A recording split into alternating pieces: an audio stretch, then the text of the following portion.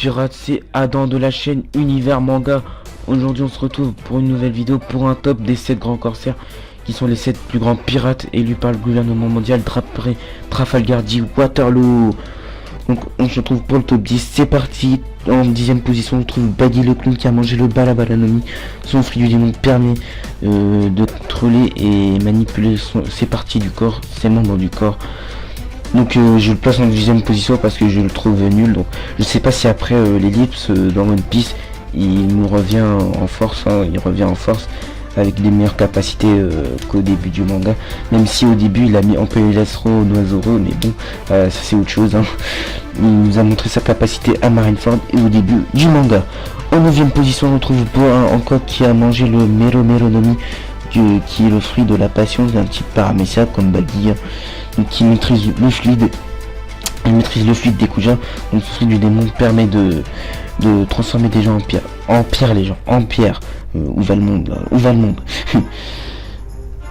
En 8ème position on retrouve Jinbei le paladin des mers. Même si je trouve que non, je pense que Hancock est plus fort que Jinbei, mais bon, Jinbei parce qu'il est assez balèze quand même. Et il nous a montré sa capacité à Marineford et à Impel Down. En 7ème position on trouve le fruit de Trafalgar Day Waterloo qui a mangé le Openomi, donc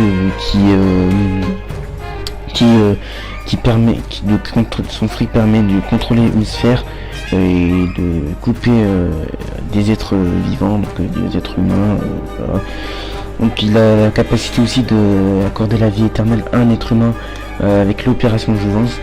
Donc il faut avoir des connaissances en médecine pour aussi pour ce fruit du démon. Donc il a soigné Luffy et Jinbei aussi. Donc voilà. En 6ème position on trouve Don Quijote et Doflamingo qui a mangé le Ito Itonomi, donc qui est un fruit de démon de type paramécia qui permet aussi, j'ai oublié de dire que Trafalgar Day Waterloo contrôle le fluide, aussi il a le fluide.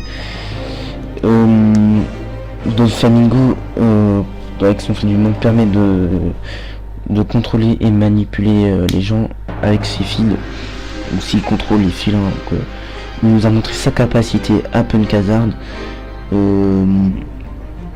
et à Dressrosa, voilà. En 5ème position on trouve le Bartholomew Kuma qui est le tyran. Oh pourtant son blaze est tellement badass, les gens.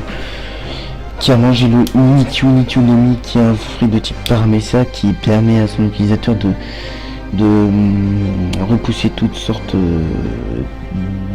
d'humains, hein, ou d'exploser des îles comme il nous a montré à Thriller Bark.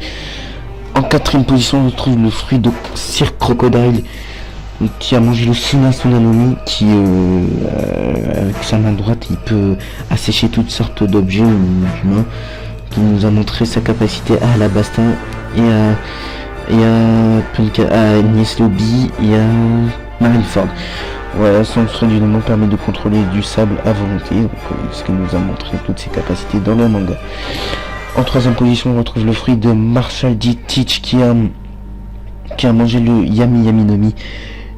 Aussi avec le mec il a 2 fruits de démon grâce à son fruit du ténèbres, quoi. Je sais pas si c'est vrai, mais dites-moi dans les commentaires si c'est grâce à son fruit des ténèbres qui peut avoir plusieurs fruits du démon, je sais pas. Son fruit du démon des ténèbres peut contrôler les ténèbres et devenir un autre ténèbre. Il a la capacité de retirer les fruits du démon de celui qu'il a mangé. Donc en gros il peut retirer la capacité d'un fruit du démon qui est soit de type Logia, Paramécia ou Zoan, hein. Donc le Guaragonomi permet de créer aussi des tremblements. Donc voilà, j'en dis pas plus. Donc en 2ème position on retrouve Edward Weeble. Donc je sais, il a pas mangé de fruit du démon pour moi, donc il y en a qui disent que c'est le fils de Barbe Blanche. Moi je dis que c'est le fils de Barbe Blanche, hein, même. En première position on retrouve un homme qui est le meilleur épéiste du monde dans le manga. On arrive dans le top 1 qui est Jurakim Miyok, qui est le meilleur épéiste du monde, qui rivalise avec Shanks qui est un des 4 empereurs les gens. Et oui, il maîtrise le fluide comme voilà. il maîtrise le fluide et il nous a montré sa capacité à Marineford. Le mec il a coupé la glace de l'amiral Aokiji. Le mec il est au calme comme ça. D'accord, pourquoi pas. Hein. Mais bon. Il nous a montré sa capacité au début du monde dans l'arc Baratie. Et voilà.